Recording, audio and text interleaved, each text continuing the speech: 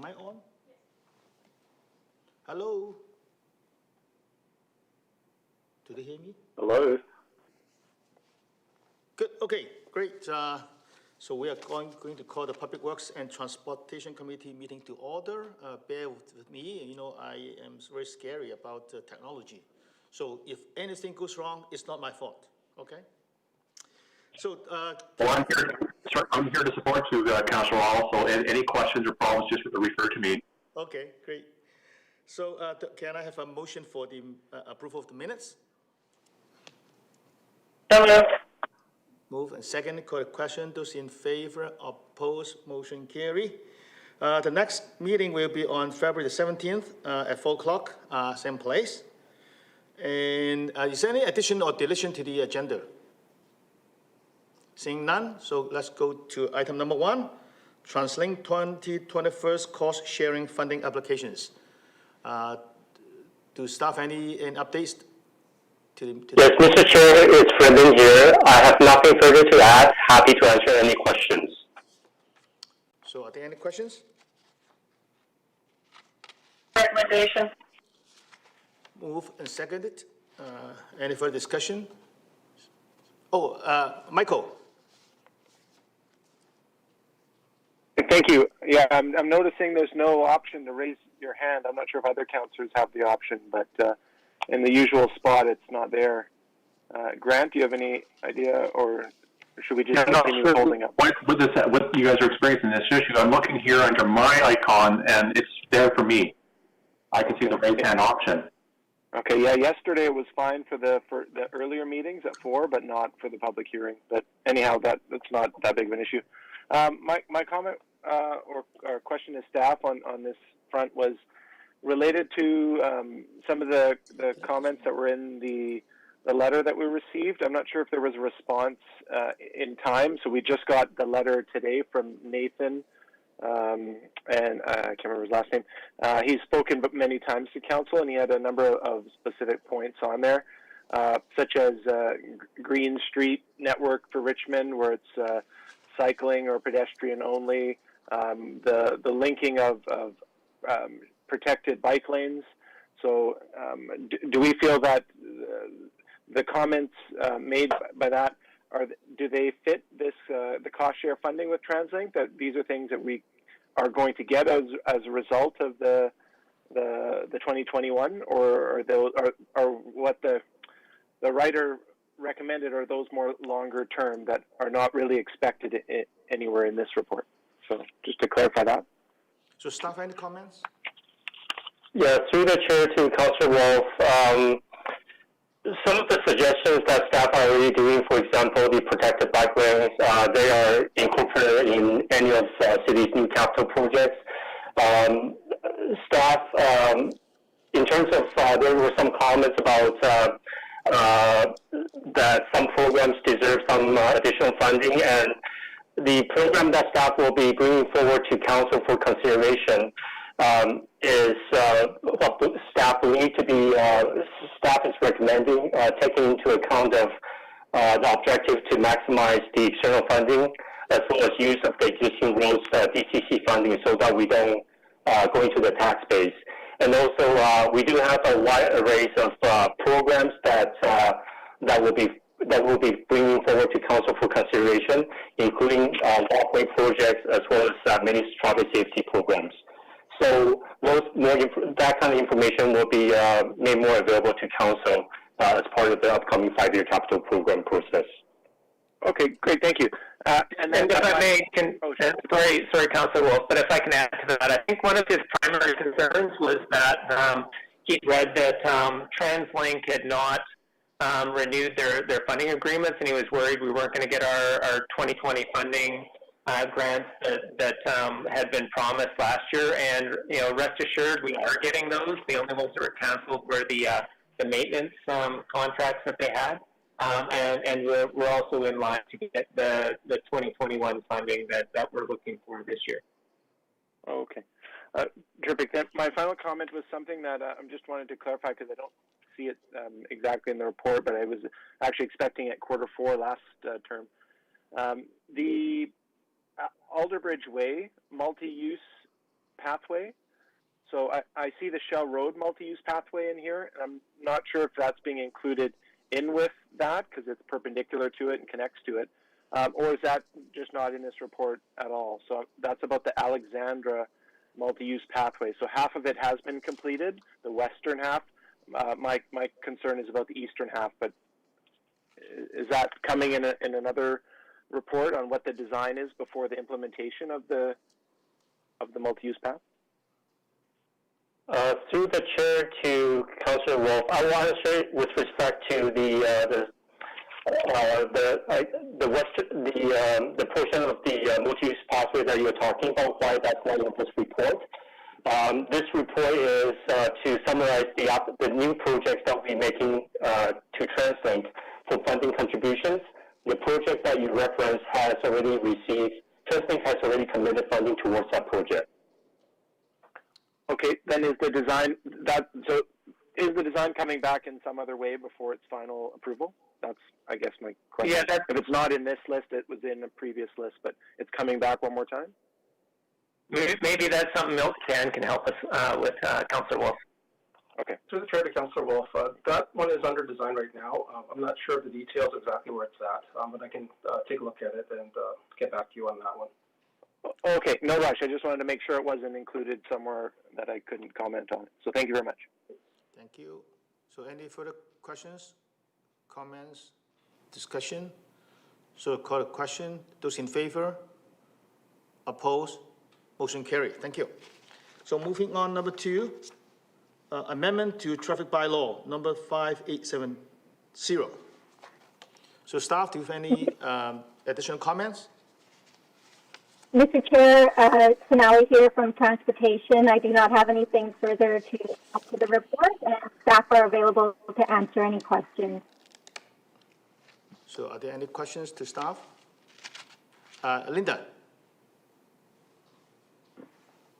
Thank you, Mr. Chair, and through you to staff. Well, thank you for the report, and I support the recommendation. My question really is around the condition of this road. I was set at about 30 pictures of the state of condition of this road, and I have forwarded them on to transportation staff. So just wondering, and I know it's in the report that we're going to be looking at repairing, our part of the road. Just wondering if, what's the chance of getting, Metro Vancouver and the Vancouver Airport Authority to, to work on their parts of the road, because there sure seems to be a lot of potholes, and from what I've heard, the emails come from a group of cyclists, so the potholes force the riders off the bike lane to ride in the middle of the road, and of course there's a lot of traffic in the middle of the road. So it's not really safe for cyclists then. So just, I'll stop there. Through the chair to Councillor McPhail, you're absolutely right. The majority of the roadway is under the jurisdiction of the other agencies, including Metro Vancouver and the Airport Authority. Staff will certainly convey the observations and comments observed by the cycling community and request a status on the update of road repairs from those agencies and report back. Great. Thanks very much. Okay, I have a question to staff. On PWT 30, in the lower middle of the page, staff talk about, on the topic, minor road widening and repairs. It is mentioned in the report in that section saying that the additional space for cyclists is currently planned for completion by the end of 2020, weather permitting. So any update about the current situation? Has it been completed or is still ongoing? Mr. Chair, the majority of that work has been completed. That's under Metrovan's Causeway portion of Ferguson Road. The shoulder has been paved this past week, and all that's left that we anticipate being implemented in the next few days, subject to weather, is the line markings and some signage. Okay, great. It's good to know. So staff has a recommendation. So move. Alexa. You want to speak? Thank you. Through the chair, thank you to staff. Thank you for your work on this. I sit on liquid waste, and so certainly this is something I've been talking at liquid waste about because they are going to start moving biosolids out of Iona. Lots of heavy trucking is going to be happening there, and I think this just sets it up nicely to have a consistent speed limit all the way along. I rode my bike out there today. I didn't see this new paving that you chalk out. I did see all the potholes along Ferguson there. I took some pictures of them. I did also see, though, a street sweeper that was cleaning off the shoulder, so that was helpful. I know that that's always a big concern from the cyclists when they're trying to stay on the bike lane there, to be able to just stay on the bike lane without swerving off because there's all the rocks and everything that come off, especially during the inclement weather. So thank you. I think this move will actually make things better, safer, and more consistent, because on that stretch of Ferguson, the speed limit changes like 3 times, and people aren't paying attention. So I think this will just make it consistent all the way along. Thank you. Very good. So any further discussion? So do I have a mover for the recommendation? Move second. The second. Move recommendation. Move and second. So any further discussion? Seeing none, I call a question. Those in favor? Oppose? Motion carry. Thank you very much. So item number 3. Municipal access agreement with Rogers Communication Canada, Inc. Any speaker? Jason Ho, Manager of Engineering Planning. Okay, good. So anything to add to the report? Mr. Chair, nothing to add to the report. Okay, any Move recommendation.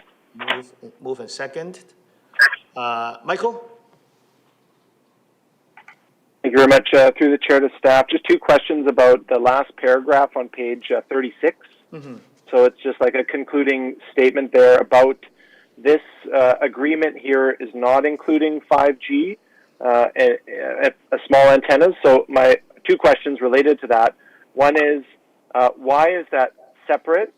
Is there a reason? Is it a federal reasoning, or have we decided that as a city? And then secondly, is there other communication companies that have made that wish to install and entered an agreement for that?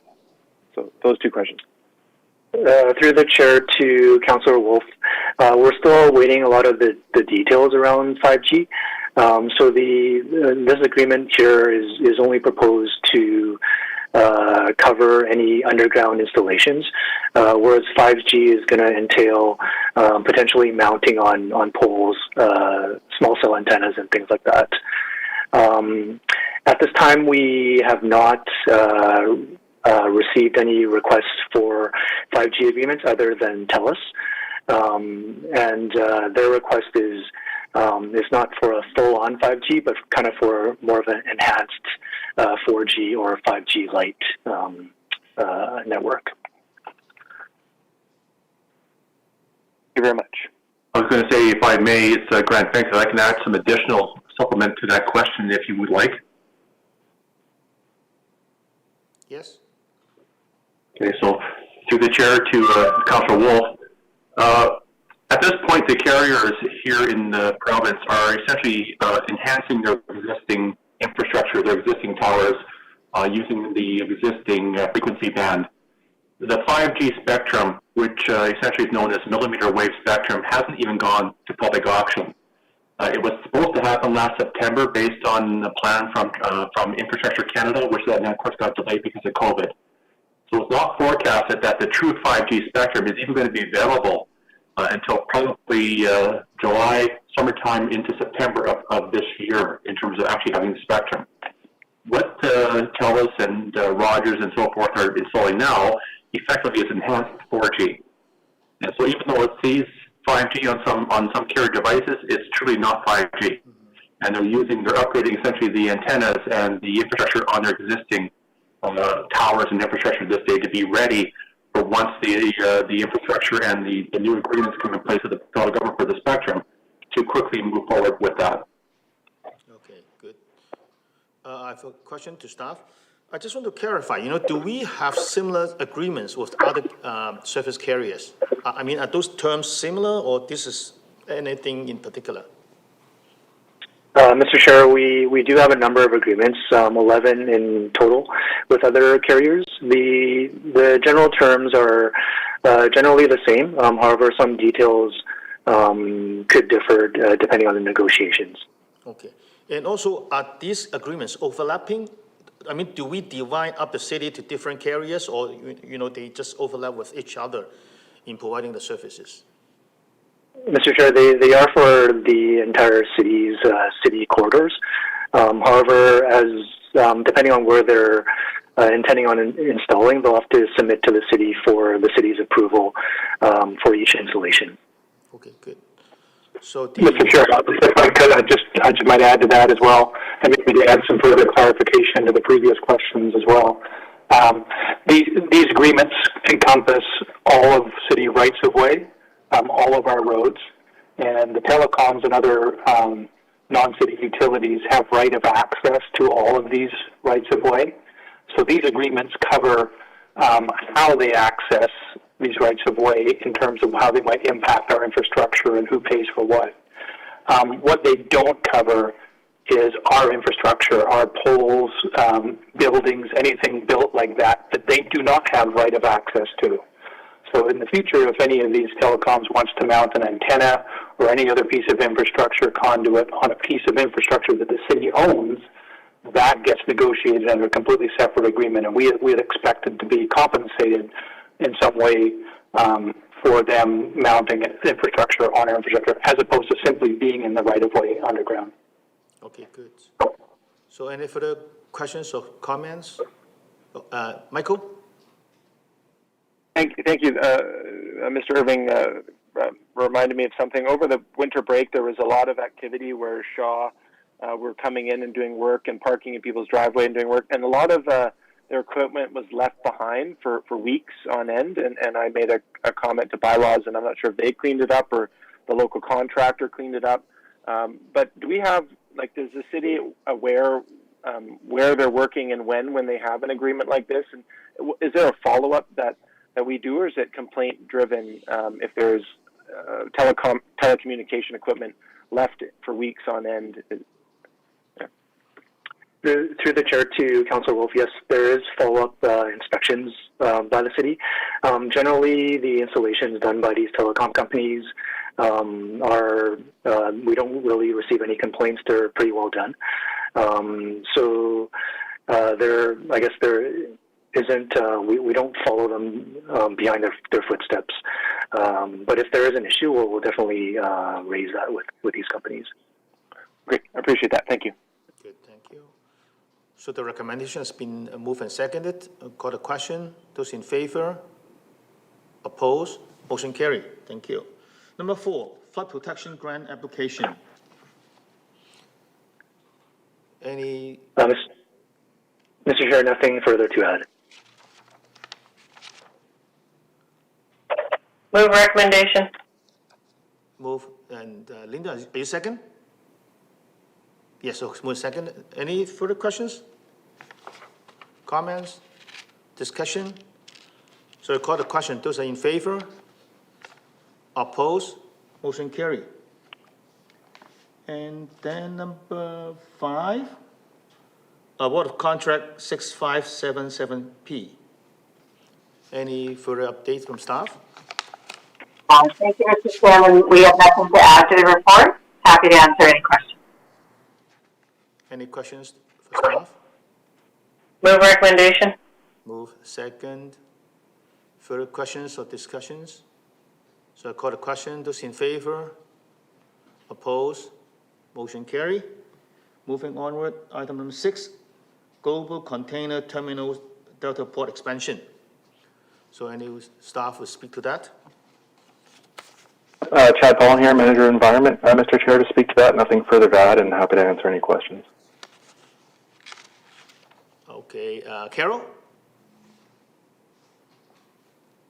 To the chair. Sorry, my hand is not electronically working, so I have to do it physically. I was reading the response for number 6, and I'm wondering why in that response the City of Richmond has not opposed the project.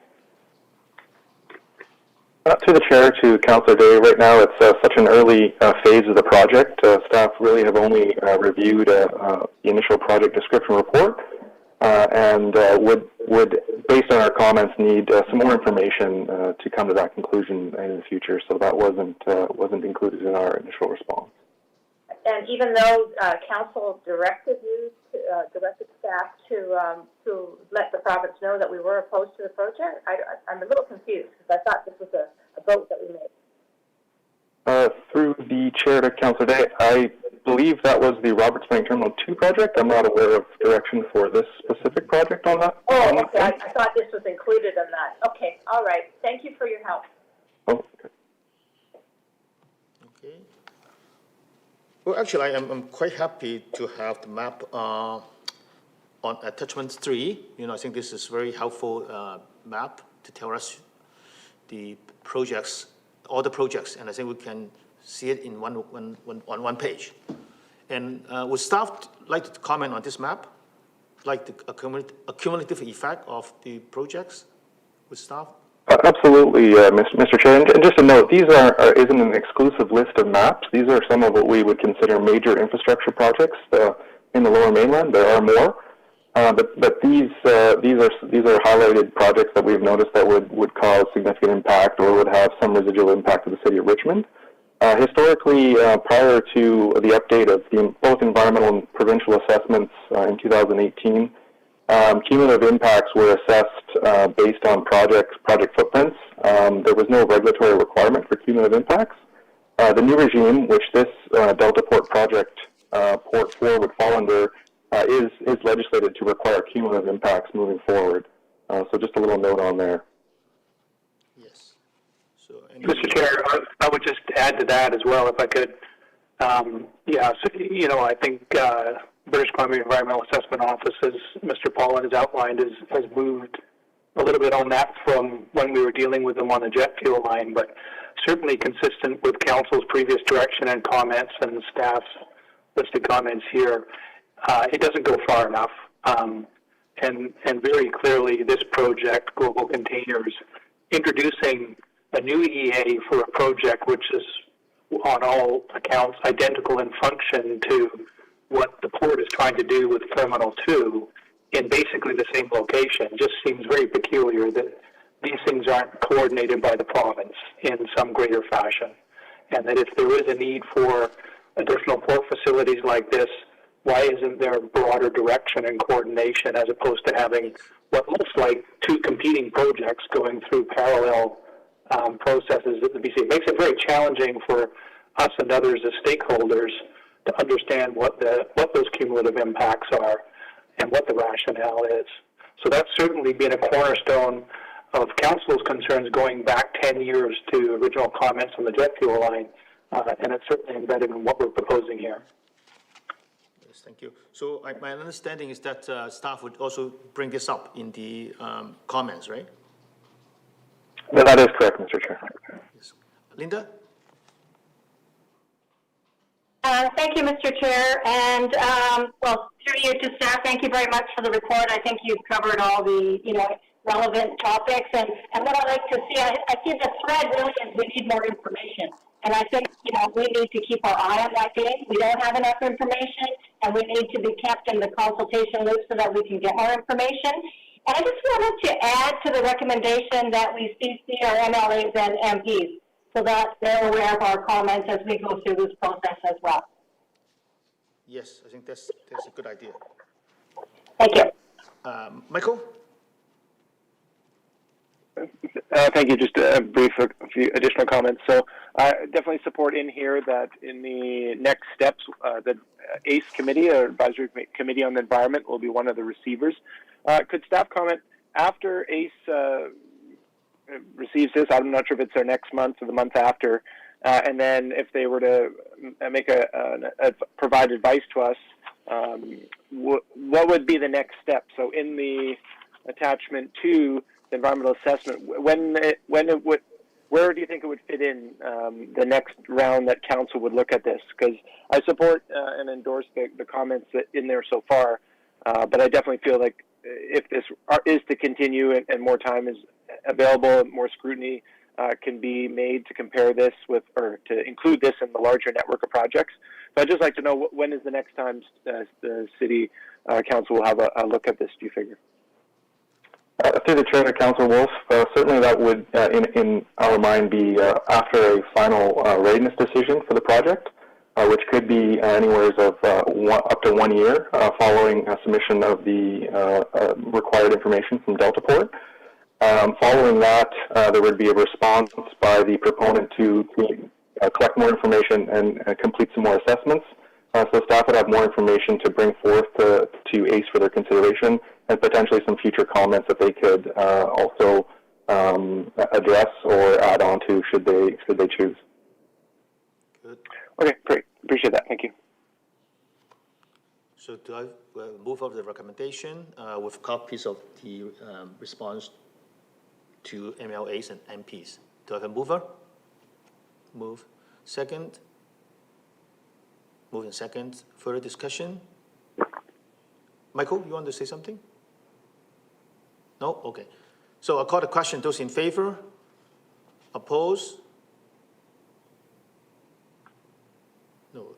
Okay. Those in favor of the recommendation? Opposed? Motion carried. Okay, number 7, banning rodenticide on city-owned property in Richmond. Staff, any further update or comments? No further comments or anything to add to the report, and Mr. Chair, I'm here to answer any questions on the matter. Okay, good. Move recommendation. Move and second. Okay, so Carol, you want to say something? Carol? Very much, Mayor, not Mayor, Councillor now. So I'm a little concerned that I know that rodenticides are very bad for animals out in the wild, but if we go with snap traps, isn't that also dangerous to animals like cats and raccoons and other animals? Staff? The chair to Councillor Day. There have been limited evidence through our research that those would pose a significant risk. Certainly, a lot of those traps are used inside buildings, so they would be put on preferential pathways for rodents, would be limited to affecting other animals.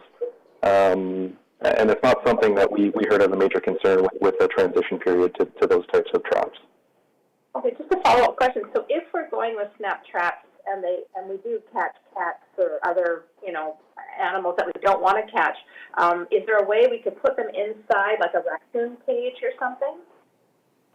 Through the chair to Councillor, absolutely.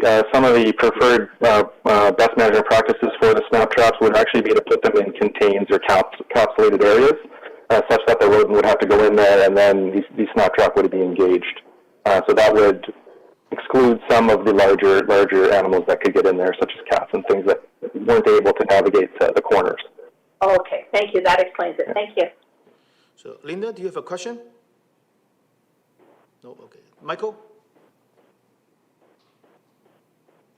Thank you, through the chair. I have a few questions here. So we received a memo back in November about Vancouver Coastal Health terminating their service agreement with us, which is effective March 30th, 2021. So I believe that was one of the reasons why this was delayed coming back. So from the original time we considered this last year. So it's been some time, and I'm curious, where has the development gone when it comes to the new service agreement? One of the things that Vancouver Coastal Health was responsible for previously was rodent control. So have we looked at our options up to now, and do the potential contracts, which are probably similar to other cities, do they present typically one type that they would recommend to replace, or is there an assortment, the integrated management practice type of thing, or is there kind of one standout option that people are switching to? To the chair to Councillor Wolf, a couple of questions in there that I'll respond to. This report specifically deals with the banning or the use of rodenticide on city-owned properties. A forthcoming report that addresses the full contract with VCH is coming quickly. The target is for February right now. So that will be addressed as far as the service limit goes. Staff are looking right now, part of the recommendation is to start developing an integrated pest management approach that is consistent with what the city has in place now, which would be outreach and material based on best management practices. The delay was caused in part by notification by VCH, but also was with the little amount of information that staff had initially on the distribution of rodents in and around Richmond. So there was a large amount of work that was put into trying to better understand what the problem was, if there was any, and some of those potential solutions, including reaching out to special experts, including UBC, SFU, and participating on the rodenticide roundtable with other municipalities as well. So.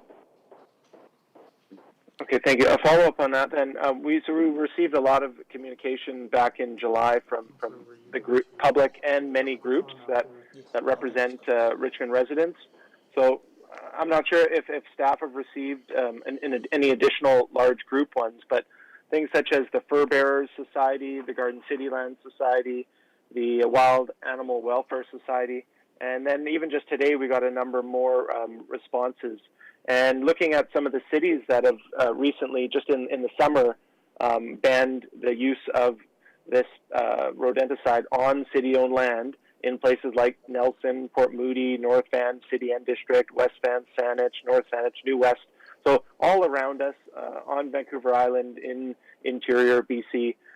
So I'm pleased that the staff recommendation is asking for the 1 year, but I'm not sure if going back after a year makes a whole lot of sense. If already science is showing the effects of this, and we've received communication from so many groups, to have 1 year, is that what has been done in the other cities, or where did that come from? Because I didn't see any of the groups or recommendations or other examples that I've searched go ahead with the 1 year. Why not just start the implementation of the new regime, the integrated approach?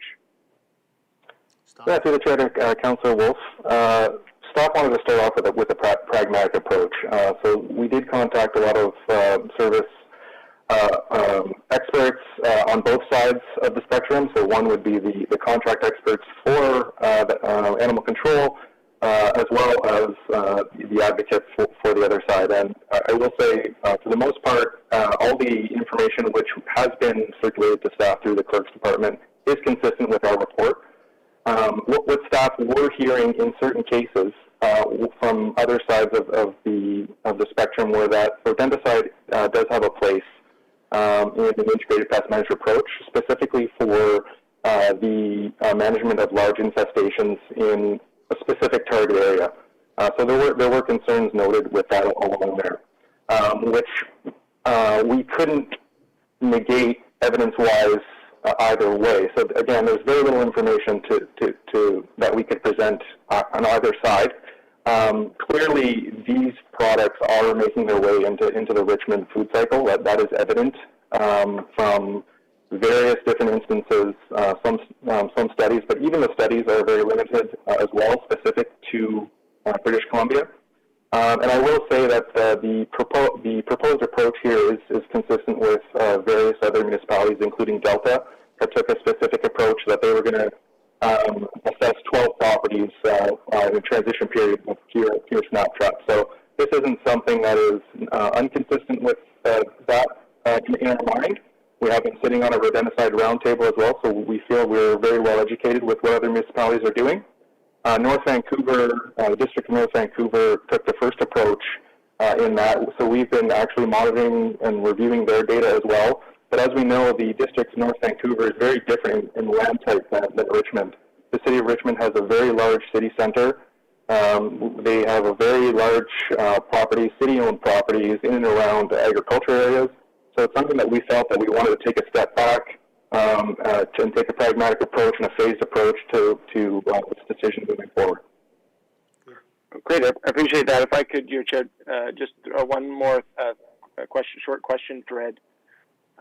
In this staff recommendation, it again is explicit to city land, city-owned property.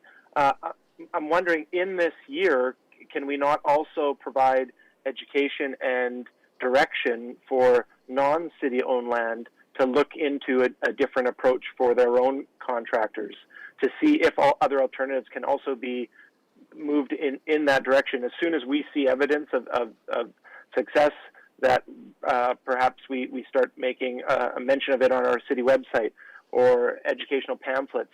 For example, in the industrial lands that I toured extensively in December, many of them that are waterfront, they put these traps not against the building on the parking lot, but they put it on the dike side.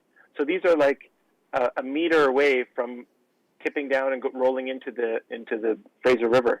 So I think the placement of where I've seen them is completely inaccurate of what they're intended to do. You're not meant to kill everything all on your property and the neighboring property. You're dealing with infestations in your building, in your foundation, and that's where the maintenance has to occur. So is there any room in here, or am I not seeing it? Maybe it's already implied that education to non-city-owned land will be a component. Through the chair to Councillor Wolf, you are correct. It is in the report. The recommendation is to develop an integrated pest management approach that's consistent with what we have now. And consistent with what we have now, it includes engagement with residential properties, outreach and education to that level. Further to that matter, will be addressed in a forthcoming report that will add some more detail.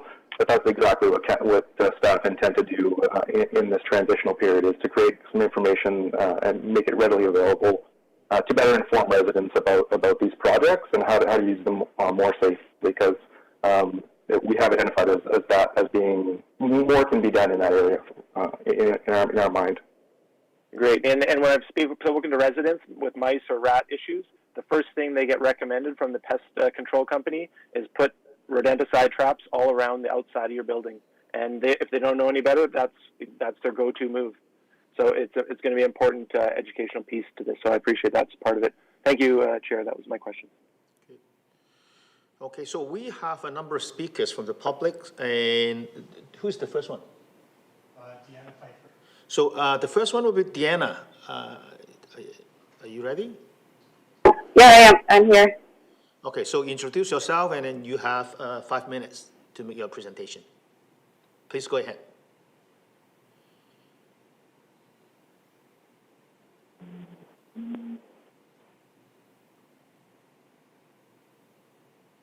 All right. Good afternoon, everyone. I'm here today to speak to the agenda item banning rat poison.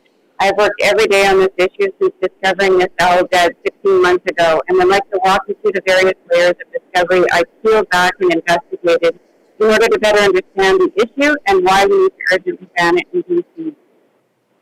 Rat poisons are poisoning the entire ecosystem. They're not effective long-term. There's better alternatives that exist.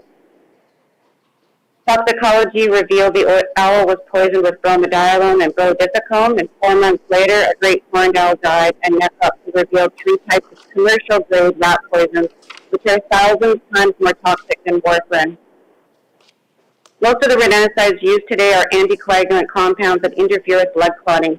These poisons are designed to be highly toxic and persist in animal tissues at high levels, posing greater risk to non-target species that feed upon animals that have consumed the bait. They have a half-life of up to a year, which enables them to be incredibly persistent in our ecosystem. These compounds are used by pest control companies, homeowners, and farmers. They're everywhere, around most buildings, including schools, businesses, restaurants, and farms. Rat poison is regulated by the federal and provincial governments. Municipalities have no power to create bylaws regarding rodenticides. Rat poison presents a secondary poisoning risk to animals that hunt or scavenge the poisoned dead corpses because the poison remains in the body up to a year. I made this diagram simplified, but we know that if I placed an arrow to all the species affected, this slide would be covered in arrows. Rodenticides are affecting the entire food chain and ecosystem. This research discusses the unintended victims of secondary poisoning, such as mountain lions, bobcats, and coyotes. They discovered that rodenticides may also suppress the animal's immune system, making it susceptible to other diseases such as mange. All the animals that died of mange were exposed to rodenticides. Even if not directly killed by internal hemorrhaging, wildlife that have ingested rodenticides are more likely to hunt unsuccessfully, get ill, or get killed on roads.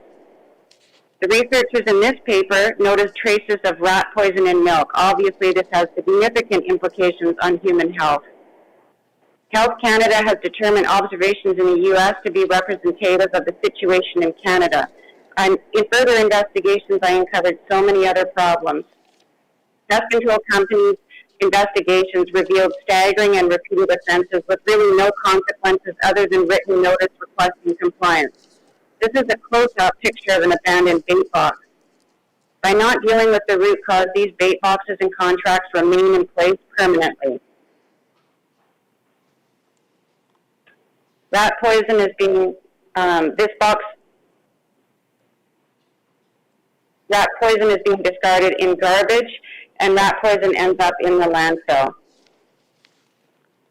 What we do know is only the tip of the iceberg. Most raptors die unnoticed. People don't know they should report it. Most poisoned animals end up in the garbage. Some are submitted to museums or taxidermists. Most people don't know who to report it to or get the wrong advice. Of the ones reported in necropsies, most are not tested for rat poison. I could not find any evidence in Canada that they were testing animals higher up on the food chain, and there's definite barriers to lab testing. It's definitely getting into the wrong hands, and most pest control operators are telling people that there's little to no harm to green space and wildlife, and what they use is safe. Those comments led me to wonder what education they do receive. You can become a certified pest control operator by basically taking an almost free online course. Rats have a gene that enables them to develop resistance to poison. Clearing a resident population simply makes space for new groups to move in. Poison rats mate faster to compensate for thinning numbers. By distracting from the root of the problem, relying on rodenticides permits infestations to rebound, making the whole rodent problem worse. Rodenticides also reduce the efficiency of free natural rat control by poisoning raptors and other rodent predators. One owl will eat 1,000 rodents per year. Widespread public education on simple preventative measures is key and is one of the most effective means of rodent control. Snap tests are effective. And of course, if you get rid of rat poison, you can install owl boxes. Humane Solutions and Good Nature Traps are good sustainable companies. And local governments can let it to the Minister of Environment to support a ban of rat poisons in BC. Note the heart shapes on the tail feathers of this barred owl. Owls are a symbol of wisdom. Let's show some wisdom and stop the use of rat poisons. Thank you. Good, thank you. I know that you have a set of slides, but you're not sharing your screen, so we don't have it on the stage. But anyway, we have a copy of your slides, and I think it will be in the minutes. It will be as an attachment. So any questions for the speaker? Michael? Yeah, thank you. I'll just start by saying I was able to follow the slides. So we did get an email not that long ago at 2:39, and it was in that one that had the attachment for the slides. So anyhow, the question I had for you, Deanna, thanks for coming forward and speaking on this and taking the wealth of information as you've worked for 16 months, you said, trying to inform. Is this, because we have kind of a local perspective that this is the way it's going, is this happening throughout North America, the shift? I think there are certainly, it's being discussed in certain areas, yes. Okay. Yeah, because I know the problem with certain rodents being prolific is tied to geography, so not all areas will have rodent issues and different means will be used to treat them. With the bait station, so and you mentioned how they're abandoned. Could you elaborate on the contracts? So if someone were to go into a contract, like the City of Richmond with a new contractor or a resident or a business owner, what did you mean by saying it's lifelong? It's a long-term agreement. Could you elaborate on that? If you spend a lot of time looking at the policy and regulations with the government, these poisons were never meant to be a permanent fixture. They were originally brought in temporary, but for decades they've become the pest control industry's default. And the reason they're permanent is because they actually in their best interest to not actually deal with the root cause. Some of those slides, I don't know if you got a chance to see that, but there's holes in the foundation and they put a bait box beside it. Well, imagine if you had a wine cellar that was full of food and you had a hole in the foundation. No matter how much poison you put in, you're always going to have mice or rats coming in and out. It's just, it's not effective. And, you know, I live in the greater Victoria area. Well, there was an article in the newspaper there not too long ago. Orkin actually put it out and said we're the second rattiest city. Well, look how long we've had poison around here. We're killing 7 owls this year. We had 7 owls that died. In my 5-mile radius, that's 7,000 rats it would have eaten. And we've got poison all over the place, and they're calling it the second rattiest city. So what I'm saying is they're making it worse because nobody has to deal with the problem. I think that, if I could just respond to that, and I think actually I do have a question now to staff as a result of this, so I'll just maybe ask it right now, and staff can either answer now or later. Because of this long-term issue that you've mentioned, that it's instead of being used as it was intended for as a spot treatment, it's actually gone into our building designs. So a brand new residential building was just built down the road, and one of the things that was, when the final touches were being put on, it said where the bait traps will go. And it's a sticker on the outside of the building saying when you get your contractor, where the bait traps go. Well, so it's almost like it's... Yeah, the pest control industry's really got it made. They're laughing when you think about it because we're watching new buildings go up too, and actually kind of chuckle. They probably see the new building and they just approach the management and say, look, there's lots of rats around here. I think you need to put in some bait boxes. But just think about it, you guys. How many rats do you have? Like, you even have a problem. The rats just go into our ecosystem. They're not collected, and there's no numbers whatsoever. It's unbelievable.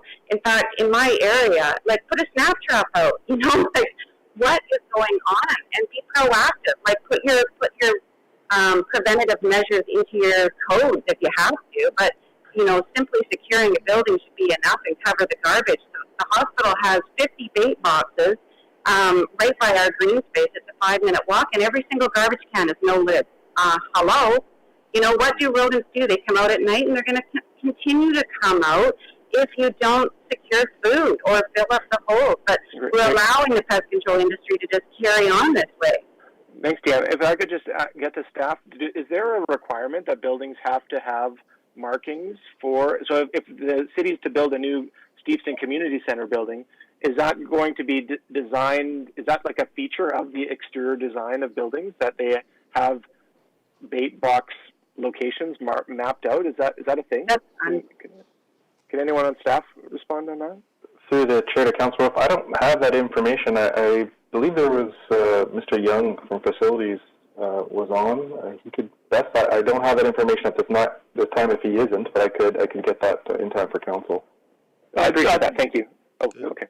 Okay, so thank you for the presentation. And as I mentioned, the slides will be in the attachment of the minutes. So the second speaker? Christy Pedrino. Christy, you are the second speaker. Are you ready?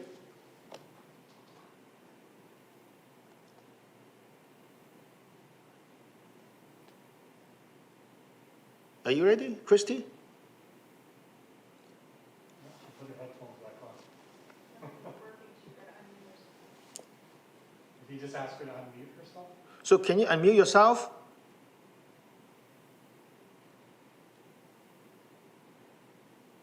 No, we cannot hear you.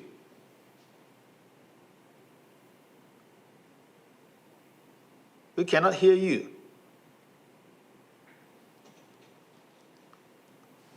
Can somebody tell me? Yeah, unfortunately, she was having problems earlier, so we might have to move on. Okay, we cannot hear her. She was unmuted, but she's now dropped off the meeting. Okay. Can something be done? Can we correct that or? We did have her up and running earlier, but unfortunately, there might be some problems with her system. With her microphone. So Okay. maybe move on to the next speaker. Yeah, Okay, I'm sorry about that. You know, I think we have a technical problem here, so I will move on to the third speaker. Emma? Yeah, and I don't think Emma's here. Adrian. Is she, Is she here? Adrian Nelson. is she on the line? She's on the line. Okay. Is she on the line? Yes, okay. So, Emma, go ahead. Emma Harris? It's Adrian. They switched Oh, names. Adrian. Adrian? Yes, I am here. Oh, good. You can hear me? Yes, we hear you. So you got 5 minutes? Please go ahead. Sure. Perfect. Thank you so much, guys, for allowing me the opportunity to speak. My name is Adrian Nelson. I'm the wildlife manager for Humane Solutions. We're a wildlife and pest control company based here in the Lower Mainland. Our company was actually the ones that were tasked to provide that independent assessment for the city on some of the city sites. And I was actually the individual who made those initial site assessments. So I kind of wanted to briefly talk about the proposal and really just kind of make myself available to the committee should there be any specific questions about, those individual site assessments. I don't think I really need to get into talk about the ecological damage that's being caused by just throwing poison around on our parks. I think Deanna did a fairly good job of outlining all of that, and I think we all understand the detriment that it causes.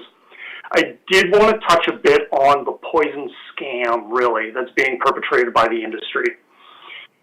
When you're signing up for these poison control programs, basically you're signing up for somebody to show up once a month, kick open a couple of these black boxes, throw a few bags of poison in them, and leave.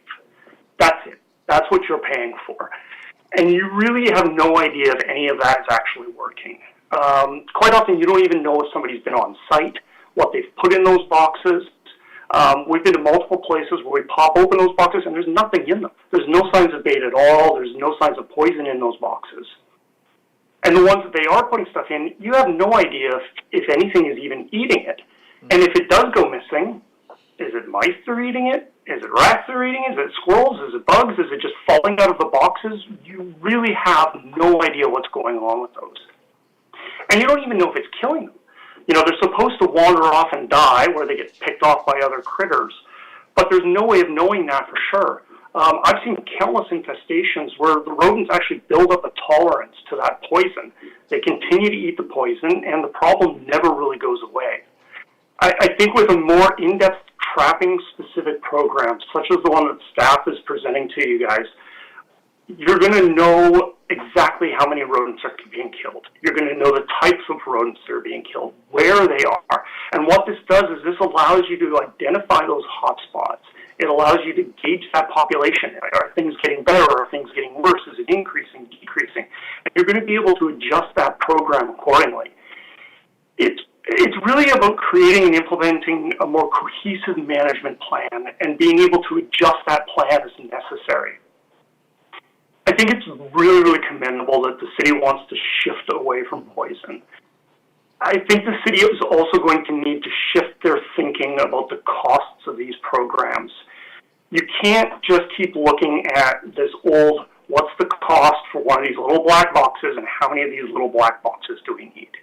The city's going to have to look at each of their specific sites individually. They're going to have to properly understand the populations that are there. They're going to have to make some decisions on what they want to achieve at those specific sites. And only then are you really going to be able to know what the cost is to achieve those goals. And frankly, you are not going to get that with a monthly poison plan. I'd also argue that some of the sites being managed in the city right now with poison aren't even needed at all. There's parks that we went to where there's no activity. There's no habitat for the rodents. There's no food for the rodents. And the city is just wasting their money having some guy show up once a month and kick open a couple of boxes. And then on the flip side, you've got other buildings that are still being managed with the poison, such as the new Minoru Aquatic Center, which is a fabulous new building. When I went to do a site visit there, there's multiple spots where the rats are literally chewing through the siding. They're tunneling in underneath that building and pulling the insulation out of that building. This is a brand new building. So what's the cost to the city now to repair or replace the siding on a brand new building simply because you're using an ineffective rodent management plan?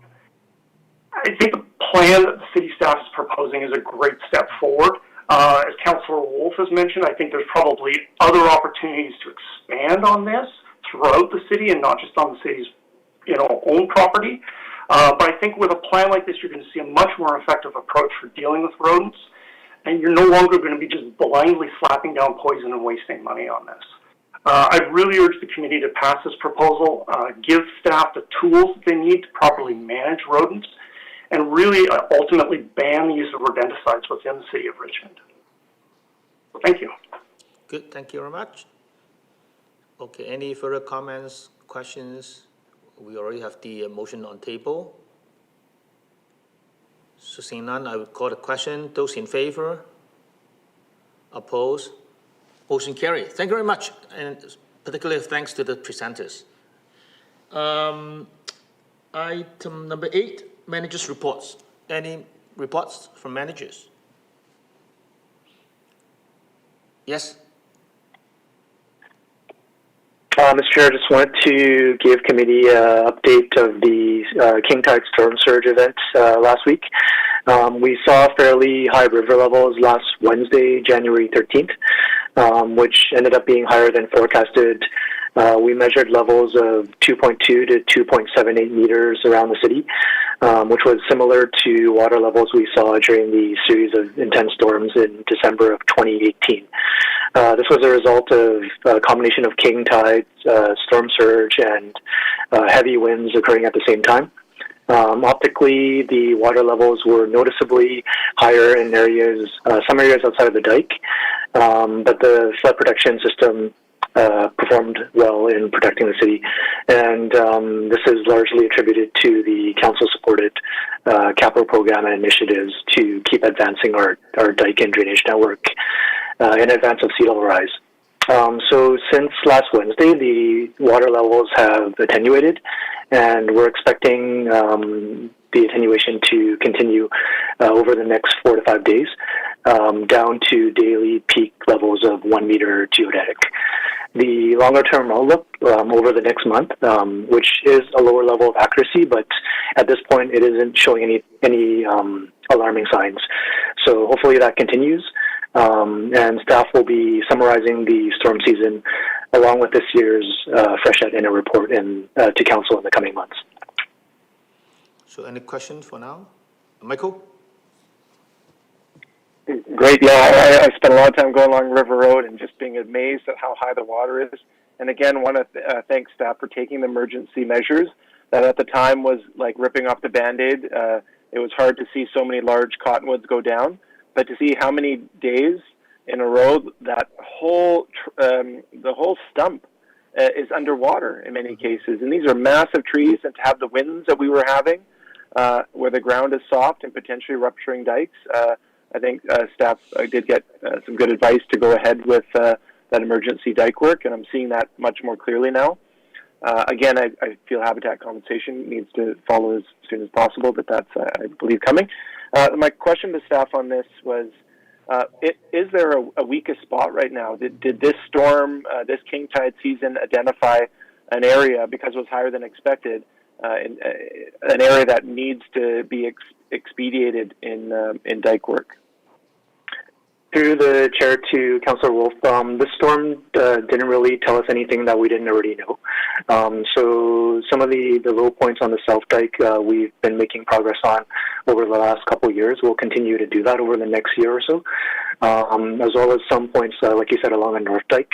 So that's why we're focusing right now on finalizing Dike Master Plan Phase 4 to bring forward to Council in the next coming months.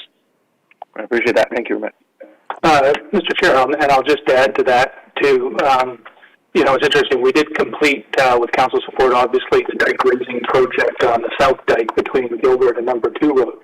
And so that's probably one of the most impressive pieces of dike we have now. And if you drive along there, even, in a high tide scenario, you feel very safe. And somewhat ironically, as you continue west and you cross Gilbert and then you go onto the lower portion towards Lunder Landing, you lose that sense of security, and from some of these high tide incidents, that dike there is still quite sufficient for protecting us. But we're certainly recognizing that there's an engineering component to this and a psychological component that is quite important as well. So we're taking that into account, and as we bring future capital projects forward, I think we'll be targeting possibly some of that area in London Landing and adjacent to where we did that previous site raising project. Okay, any further questions on this one? No? Okay, so I think there's some update on the recycled depot, right? Yes, Mr. Chairman. I would just like to cover with your committee that we did successfully launch the 7 days a week service at the recycling depot that started the day after New Year's Day, and very early on, but it's going very well. So we are now open 7 days a week from 9 to 6:15. Another couple of notes is that we did add a couple materials as of our grand opening, which was November 16th. We are now taking lead-acid batteries and fire extinguishers at the recycling depot for residents. Generally, the feedback that we've heard from the public is they are very pleased with the new arrangement that's at the recycling depot, the structure, and people find it quite easy to use. And just like to give a kudos to my staff team out there who do such an excellent job, because we've received nothing but really positive comments about the level of service that's received there. So the 7 days a week is going very well and in place, and I can answer any questions. Michael? Thanks. The question is about, on the website, it shows that kind of new interactive map where you can hover the mouse over and it kind of says where recycling happens in the different places now. Is that also going to be applied to the Richmond Recycling app, which is one of my most used apps on my phone? Or I can play the game, or I can put in the search engine, or I can find out my next recycling day pickup. Is that the new map for the depot going to be included on there? Yes, we do incorporate on the recycling app all of our information that we can, so we will provide a link where we're able to. We're actually producing now a kind of a virtual tour video of the city's recycling depot. So that will be ready in about a month or so. So it'll actually be a virtual tour that people can log on and see where everything goes at the recycling depot. And we do promote that through the app. Linda? Thanks, Mr. Chair, and through you to Ms. Bycraft. I just had a question about the traffic management plan that you have in place there. So when you come from Westminster Highway onto Linus Lane, and then there's that lane that you're guided into, and then there's a traffic person, and then you have to cross over if there's space. So I'm just wondering, is that permanent or is that temporary? Yeah. Through the chair to Councillor McPhail, the traffic control that we have on site now is related to the COVID issue, so that we are able to reduce we minimize the number of people at any one time for staff safety and public safety to no more than 8 to 10 vehicles. So it is considered temporary and would be removed once the COVID restrictions from the public health order are lessened and that COVID-19 virus is more under control. Great, thank you. Good. So any further reports? Okay, seeing none. Oh, Michael, you have a question? So it's not a report, but I had emailed staff, and I thought maybe there would have been a report here on 2 items. So I'll just, if they're not prepared, then that's fine. The 2 items I thought would be, we received correspondence about bright lights from a golf course on the northwest side of Highway 91. Sorry, northeast side of Highway 91 and 6 Road. So I know that I go that route, and they've been off this week. So I'm just, if we could learn about the jurisdictional issue with that spot, because the city doesn't have bylaws. So I'm just not sure if every other member of the committee would like to have that explanation. And then the other one is related to Sani dump. So I had a question out there, and it was responded to from Mr. Ho. And then I thought maybe there was a place for a discussion, and I thought this was the committee to discuss other things other than leave it at that memo. So I'm not sure if there's a staff update for that. Is that item closed, that referral, or does it need to be brought forward from this committee or another? So those 2, I'm not sure if there's anyone from staff who's ready to report on those. I thought it was coming. Mr. Chair, yeah, absolutely. Through the chair to Councillor Wolf and to the committee. Absolutely. We have received a number of complaints about the lights on the driving range on Highway 91. But it is a MOTI issue. We have made MOTI aware of this issue, and they have indicated that they are going to begin discussions with the golf course to solve this issue. Okay. Good. So any questions, comments? Seeing none, can I motion for adjournment? Move, second. Move adjournment. Move and second it? Okay, so the meeting is adjourned. See you next time. Thank you.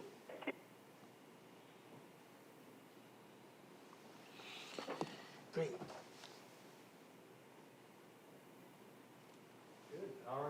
Yes. Thanks for using TELUS Cloud Conferencing, powered by